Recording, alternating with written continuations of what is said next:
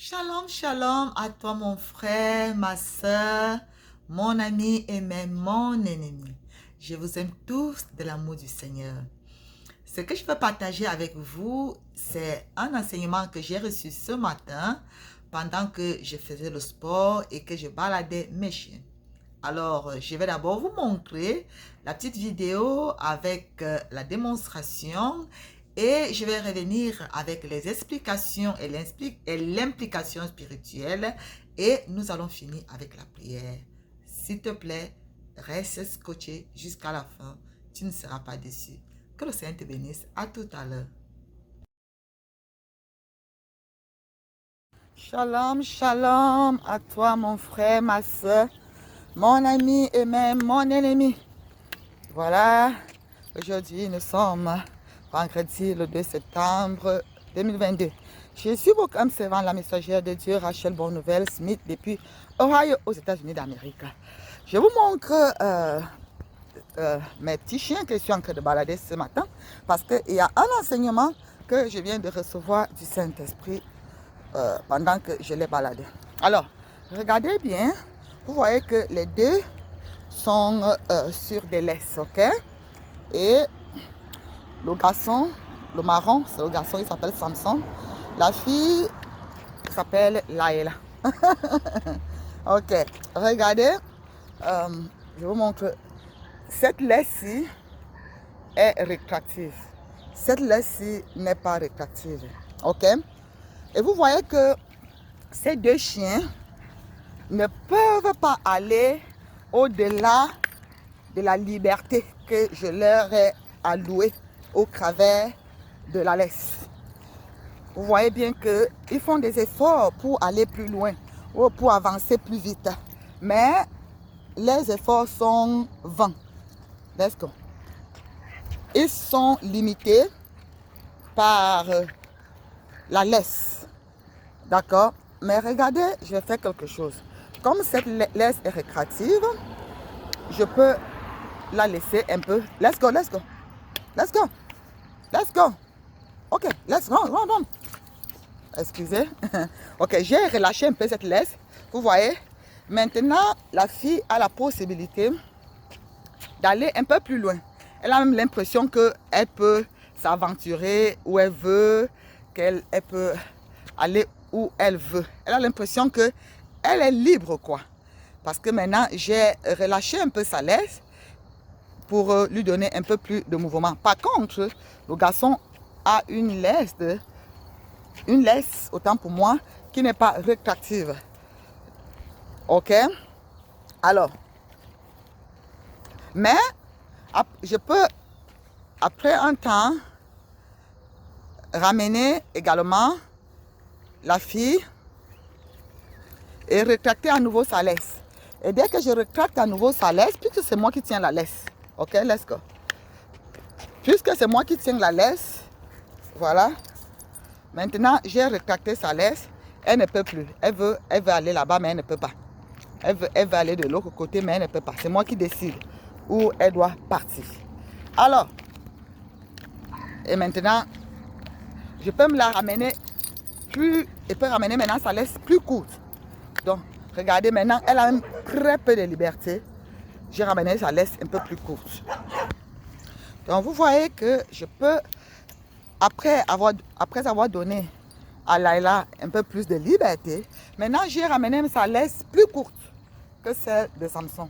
Donc maintenant, elle a même moins de liberté, alors qu'à un moment, je peux faire ceci. Je peux relâcher sa laisse. Elle a l'impression qu'elle est libre. Elle peut même aller, elle peut courir et parler de l'avant. Vous voyez un peu. Alors, quel est l'enseignement derrière tout ceci? Pourquoi je vous montre tout cela? L'enseignement, c'est tout à l'heure. On se retrouve tout à l'heure. Que le Seigneur vous bénisse. Alors, les bien-aimés, après cette petite démonstration, je vais donc passer aux explications. Vous avez vu comment est-ce que je tiens donc ces chiens dans des laisses. Ces chiens ici, ça représente l'image de l'homme. Ça peut être ton image. Ça peut être l'image de n'importe qui. Et moi qui tiens les laisses, ça symbolise les esprits, très souvent les esprits familiers, qui ont reçu le mandat de te contrôler et de diriger ta vie. On les appelle les esprits dominateurs. Le Seigneur dit que nous n'avons pas lutté contre la chair et le sang, je le dis toujours, mais c'est contre les principautés, les autorités, les dominations et les esprits méchants dans les lieux célestes. Ces esprits sont appelés quoi? Les esprits dominateurs. Ce sont les esprits qui ont pouvoir sur les familles, qui ont pouvoir sur les peuples, qui ont pouvoir parfois sur tout un village ou toute une tribu. Et ces esprits-là donc sont assignés à tenir des personnes en laisse. Et quand, de la même façon que ces chiens qui sont tenus en laisse, ces chiens peuvent seulement aller où moi je veux qu'ils aillent. Ils ont une liberté limitée à ma volonté. La même façon, tu vois ta vie, c'est comme si il y a une limite que tu ne peux pas dépasser. Tu vois une famille, les gens ont les mêmes problèmes. C'est comme si tout le monde a un seuil infranchissable. C'est comme si tout le monde vit les mêmes problèmes. C'est comme si tout le monde est dans un cercle. Ça veut dire que spirituellement, vous êtes tenu en laisse par les esprits familiers, par les esprits de contrôle, les esprits dominateurs. Alors, qu'est-ce qui se passe? Quand donc ces esprits vous tiennent comme ça et ces esprits vous conduisent où ils veulent et très souvent, ils vont vous pousser à faire seulement des choses qui déplaisent au Seigneur. Ils vont vous pousser davantage à pécher contre Dieu. Ils vont vous entraîner dans des mauvaises voies. Bref, ils décident de votre vie. Tu te retrouves en train de faire des choses que tu n'aimes pas. Tu te retrouves dans les endroits que parfois toi tu n'aimes pas. C'est-à-dire que parfois, si peut-être que c'est les boîtes de nuit là, tu rentres le matin, tu as envie de te gifler toi-même. Tu dis que comment est-ce que je suis encore allé dépenser tout mon argent au bar? Comment je suis encore allé dépenser tout mon argent dans les boîtes de nuit? Pourquoi? Parce que tu es conduit et contrôlé par ces esprits dominateurs. C'est eux qui te dirigent et ils t'amènent où tu ne veux même pas partir.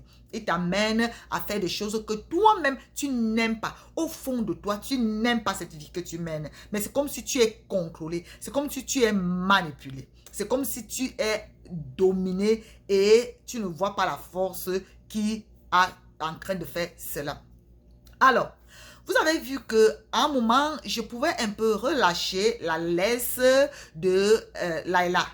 Et elle pouvait avoir l'impression qu'elle est libre, elle peut aller un peu plus loin, elle peut se mouvoir à son aise. Mais sauf que c'est encore moi qui décidais de la longueur que je pouvais relâcher la laisse. Qu'est-ce que ça signifie? Alors, quand parfois les gens se retrouvent dans ce cercle vicieux, se retrouvent dans ces situations, on leur dit non, tu vois, il faut venir te laver au village. Tu vois, les ancêtres ne sont pas contents. Tu vois, il y a ceci, cela. Tu es bloqué parce qu'il faut aller voir le marabout là-bas. Maintenant, tu pars aussi, kounya. Tu pars te laver au village. Tu pars chez le marabout. Tu pars faire les sacrifices aux ancêtres. Tu sais ce qu'ils font? Ces marabouts ou alors tout ce que tu peux faire là, les petites pratiques que tu peux faire là, ces personnes travaillent avec les esprits. Ils vont vous dire, oh, on travaille avec les esprits. Ils travaillent donc avec ces esprits, ils sont en collaborateur avec ces esprits. Donc, quand tu arrives, la personne parle un langage que toi-même tu ne comprends pas. Il te dit, donne le poulet, vers le sang ici, pose l'argent, tu finis de faire. Donc, tu fais ces sacrifices et après avoir donc fait ces sacrifices, il parle avec les esprits qui te tiennent en laisse. Il dit que bon, comme elle est venue un peu faire ceci, relâche un peu la laisse. Fait que quand elle rentre laquelle elle a l'impression que les choses donnent. Parce qu'il faut que nous continuions à manger. Il faut que nous continuions à la contrôler. Il faut qu'elle continue à penser que c'est nous qui avons la solution pour elle. Donc, il y a donc cette négociation avec l'esprit dominateur. Et l'esprit dominateur, quand peut-être que tu rentres, peut-être en ville, si tu es parti au village, ou alors tu rentres peut-être à l'étranger, si tu es parti peut-être faire certains rites au village ou alors au pays. Quand tu rentres, tu as l'impression que les choses donnent. Tu as l'impression que tu es en train d'avancer un peu, que ça bouge un peu. Mais dès que l'effet du sacrifice finit là, il te ramène encore.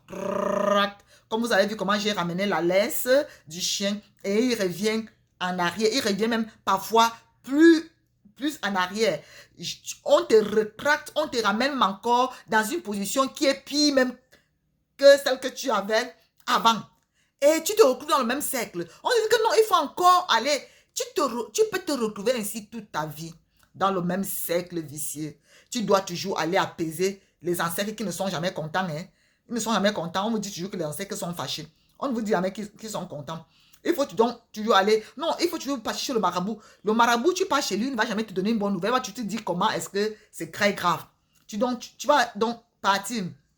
C'est comme ça que si tu ne prends pas conscience, tu passes toute ta vie dans ce cercle vicieux, en train de tourner en rond, en train d'essayer d'apaiser les esprits, d'amadouer les esprits. Laisse-moi te dire que ces esprits ne peuvent jamais te laisser libre.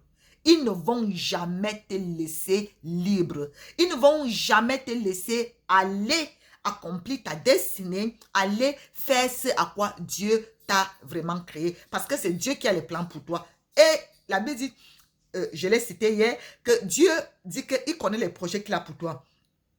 Excusez-moi. Ce sont les projets de paix, de bonheur et non de malheur. Si tu mets cette phrase à la forme négative, si Dieu a les projets de paix, de bonheur pour toi, imagine ce que le diable a pour toi. Le diable aussi connaît les projets qu'il a pour toi. Ce sont les projets quoi? De malheur, les projets de troubles, les projets d'échec, les projets de limitation, les projets de blocage. Bref, tout ce qu'il y a de négatif. Parce que c'est tout ce qu'il a, c'est tout ce qu'il peut donner. Le diable n'a absolument rien de positif. Hein? Il est le méchant, il est ton ennemi, il est l'adversaire de Dieu et il est ton adversaire également parce que Dieu t'a créé à son image pour que tu puisses le louer. Donc, il ne t'aime pas. Ne te laisse jamais séduire pour penser un seul instant que le diable peut te faire du bien. Non. Quand il te laisse un petit répit, quand tu pars voir ses agents et que tu leur donnes ce qu'ils te demandent, non, on relâche juste un peu la laisse pour te laisser un peu de temps souffler, mais on te ramène en arrière. Bref, tu es toujours contrôlé, tu n'es pas libre. Alors, comment être libre? C'est la question à laquelle nous allons donc répondre à la suite tout à l'heure. Que le Seigneur vous bénisse. Alors, les bien-aimés, comment être libre? Comment être complètement capable de te mouvoir, de courir, d'accomplir ta destinée, d'avoir la paix, d'avoir la joie. Comment arriver à ce niveau-là? Parce que laisse-moi te dire que Dieu ne t'a pas créé pour que tu sois esclave du diable. Ce qui a rendu l'homme esclave du diable, c'est le péché d'Adam. Et maintenant, quand nous naissons et que nous continuons également à vivre dans une vie de péché, dans une vie de désobéissance, nous donnons aussi accès au diable pour qu'il continue à avoir un plein pouvoir sur nous. Donc, c'est le péché, on parlait des liens du péché, c'est le péché donc qui met l'homme en captivité. Alors, voici la solution.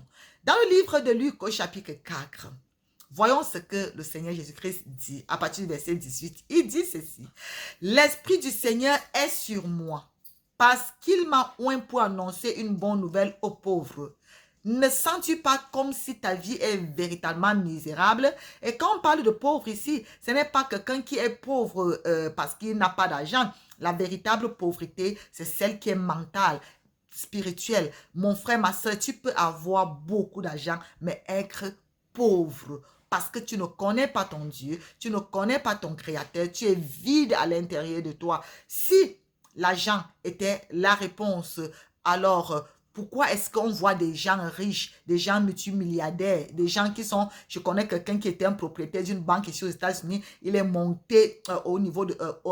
je ne sais pas, au 15e niveau de son immeuble pour se suicider. Vous voyez qu'il avait l'argent, mais il était toujours pauvre. Alors, le Seigneur dit que toi qui te retrouves dans cette situation de misérable, d'esclave, où tu sens que tu es contrôlé, manipulé, guidé, téléguidé, c'est pour toi que Jésus-Christ est venu apporter la bonne nouvelle. Voici ce que cette bonne nouvelle dit. Il m'a envoyé pour guérir ceux qui ont le cœur brisé parce que Satan a tellement brisé le cœur parce que tu vis les mêmes choses. Ton frère vit la même chose, ta soeur vit la même chose, ton père, ta mère a vécu la même chose. Tes enfants sont en train de vivre la même chose. Ton cœur est brisé. Tu n'as pas la paix. Tu ne dors pas. Tu es inquiet. Tu vis dans les soucis. Tu vis dans l'angoisse, dans la détresse, dans l'anxiété. Jésus-Christ dit, je suis venu pour faire quoi? Pour guérir ton cœur. Alors, il dit, pour proclamer aux captifs la délivrance. Alléluia. Il dit qu'il est venu pour proclamer aux captifs la délivrance. Parce que tu es captif.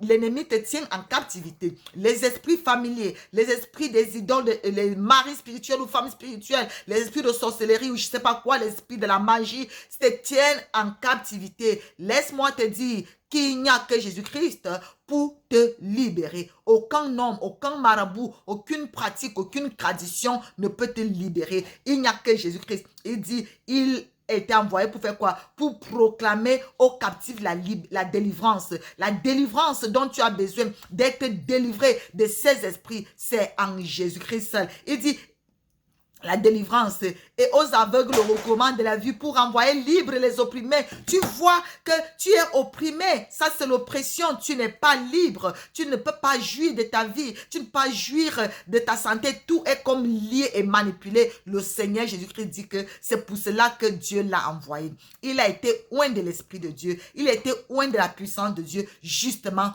pour toi, ma soeur, pour toi, mon frère, pour que tu sois libre. Et pendant que tu es en train d'écouter cette parole, commence à déclarer ta liberté. Commence à déclarer ta liberté. Oui, tu reçois ta liberté au nom de Jésus-Christ parce que Jésus-Christ est venu te rendre libre. Il est venu proclamer la liberté, la délivrance. Le diable, ces esprits qui te tenaient captif, il te libère maintenant au nom de Jésus-Christ de Nazareth. Il te libère parce que tu étais ignorant, tu ne connaissais pas que la liberté, la délivrance était en Jésus-Christ. Non, Jésus-Christ ne vient pas juste pour relâcher ta laisse. Jésus-Christ vient pour enlever la laisse. Enlever cette laisse de ton cou. Que tu sois libre. Pendant que je suis en train de parler, tu sens comment il y a les choses qui sont en train de quitter de ton cou. Oui, parce que tu es attaché. Parfois, tu as l'impression qu'il y a une corde autour de ton cou. Parfois, tu as l'impression que c'est autour de tes reins. Oui, parce que tu es tenu en laisse. Parce que tu es ligoté. Pendant que je suis en train de parler, la Bible dit que la parole de Dieu est comme une épée. Cette parole sort avec puissance, comme une épée, et elle coupe ces liens,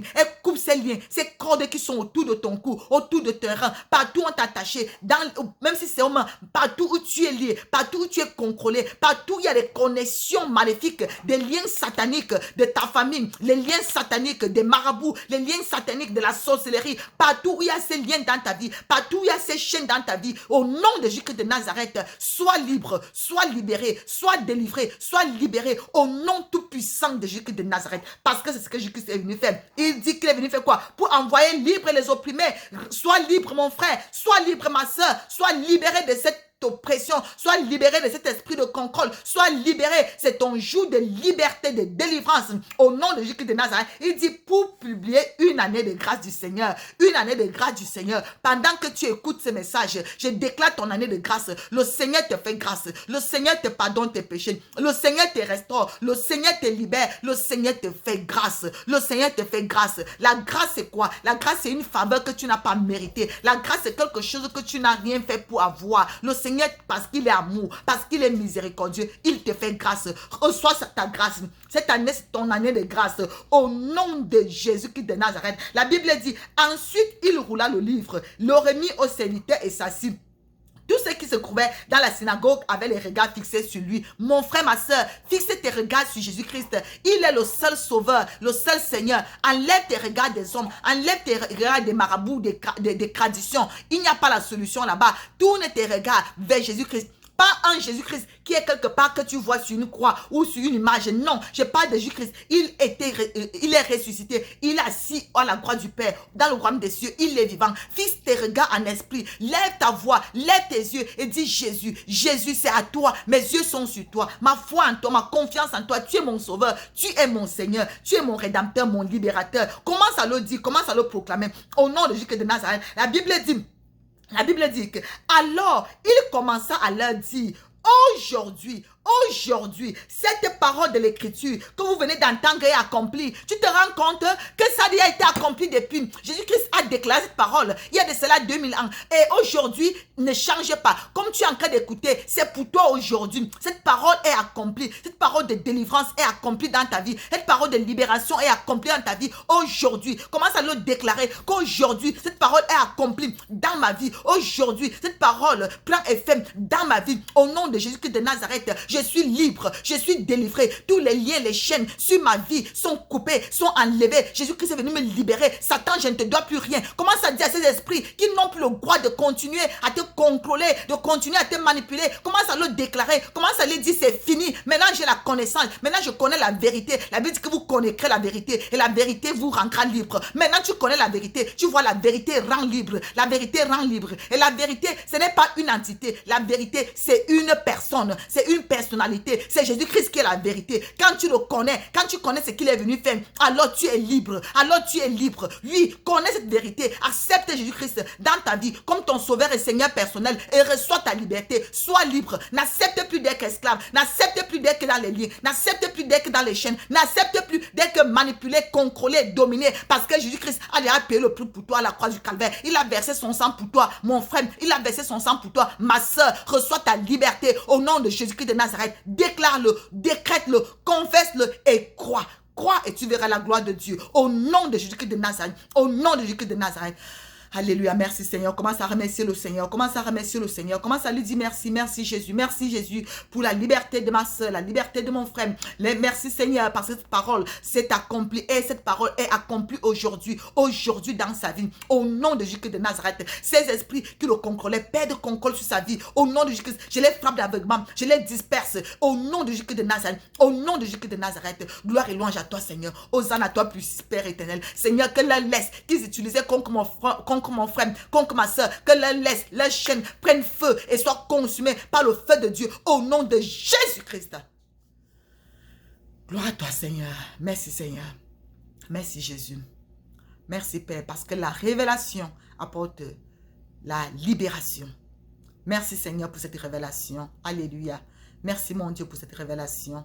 Que la vie de mon frère, la vie de ma soeur ne soit plus jamais la même. Alléluia, gloire à toi Seigneur qui est comme toi. Hosanna à toi au plus des cieux mon Dieu, je t'aime, je t'aime. Merci pour ta fidélité qui est grande. Alléluia. Merci parce que tu n'as pas changé Jésus. Tu es le même hier, aujourd'hui, éternellement. Merci Seigneur parce que cette parole est accomplie aujourd'hui. Cette parole est accomplie aujourd'hui dans ma vie, dans la vie de tous ceux-là qui vont regarder cette vidéo. Au nom de Dieu le Père, de Dieu le Fils, par Jésus-Christ notre Sauveur et Seigneur et par la vertu du Saint-Esprit, j'ai ainsi prié. Amen, amen, amen, amen. Voilà les bien-aimés, que le Seigneur te bénisse. Si tu as aimé, tu peux commenter, tu peux t'abonner à ma chaîne si tu ne l'as pas encore fait. Et tu peux aussi partager pour bénir quelqu'un d'autre. Parce que tu reçois gratuitement, il faut aussi donner gratuitement. Alléluia. Amen, amen, amen. Et comme je le dis toujours, je vous aime, mais Jésus-Christ vous aime bien plus. Shalom, shalom et à bientôt. Par la grâce de Dieu.